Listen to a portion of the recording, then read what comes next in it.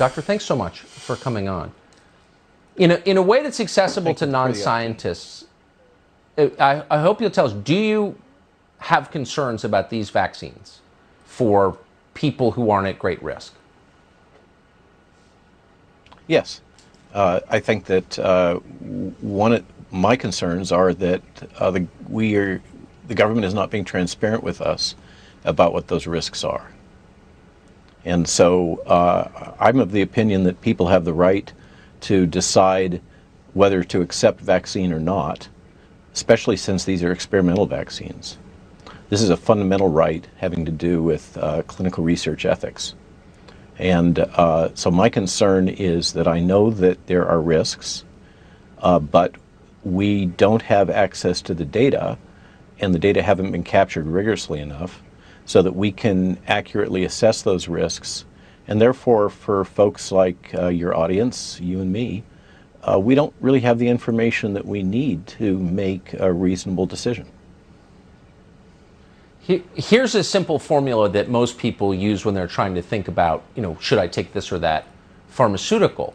Do the benefits likely outweigh the risks? So for the specific the largest population in America being forced to take the vaccines right now are college students, kids between 18 and 22, a huge number of whom have already had and recovered from COVID, very few of whom stats show will die from COVID. For that population, particularly those who've already had the virus, do the benefits outweigh the risks in your view? So I have a bias that the benefits probably don't outweigh the risks in that cohort, but unfortunately the risk-benefit analysis is not being done. So that's one of my other objections, is that we toss around these words risk-benefit analysis casually, yes, as if it's very deep science. It's not. Normally, at this stage, the CDC ACIP would have performed those risk-benefit analyses. They would be data-based and science-based. They're not right now. It's kind of a little bit of the seat of the pants, and that I really object to. So you ask me, do I think the risk-benefit ratio is appropriate for this age cohort? The truth is, I can't really say. But certainly I can say that the risk-benefit ratio for those 18 and below doesn't justify vaccines, and there's a pretty good chance that it doesn't justify vaccination in these very young adults. It's hard to believe that anybody would push universal vaccination on a country of 340 million people without getting the data you say don't exist. How did no one think to do that?